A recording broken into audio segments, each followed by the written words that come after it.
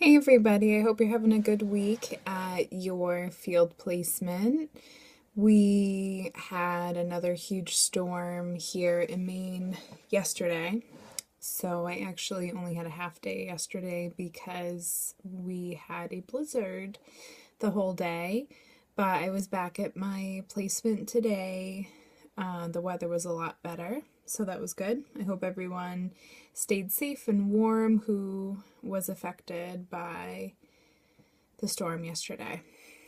So for this week, I wanted to share about another training that I did last week at Pathways. And I did a crisis intervention and suicide prevention training. And I just wanted to share some of the information that I learned during those trainings. And the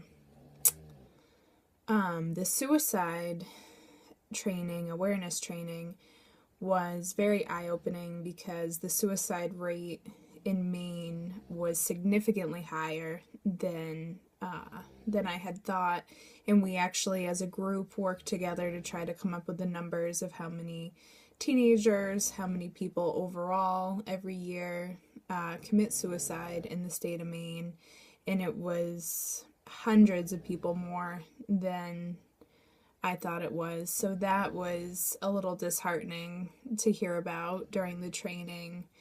And then in the state of Maine, the number one means that people to use to kill themselves is actually a firearm. So that was something my group had thought that the number one would be overdosing, and actually overdosing wasn't even in the top three. So that was eye-opening during the training to learn about those statistics in the state. And that was actually, the statistics were 3 years ago, so I'm curious to see where they would be now.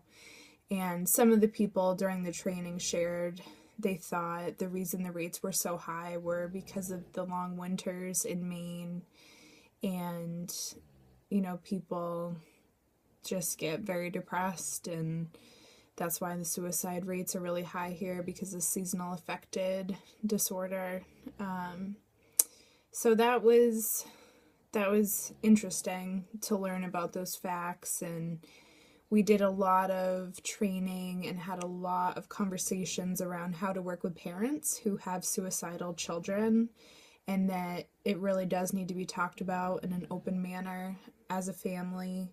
And that can be really scary for parents sometimes to talk about or acknowledge that their children are feeling suicidal. And when you're open with a client who's suicidal, it's really important to do an assessment every week just to see where they're at every time you're meeting with them, to see how they're feeling.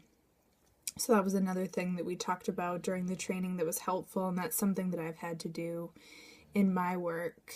And then we also went over some critical incident training, like critical incident report training, to learn how to specifically do that if that comes up when you're working with a client, and what you would need to do, and the different severity of the critical incidences that can take place during a session with the client or their family. So that was helpful information to learn about, and where to go and how to fill out that information properly if a situation arises where the client gets hurt or you get hurt during a session. So that was definitely very informative and helpful to learn about, and then to learn, how to use de-escalation techniques after an incident has occurred, and to definitely conduct a debriefing with the whole team and family member after a critical incident has taken place. So my question this week for everybody is, have you ever gone to a critical incident training or a suicide prevention training, and what did you find to be helpful from those trainings? Or if you haven't gone to a training like that, what experience do you have in working with clients that are suicidal or that have been involved in a critical incident report.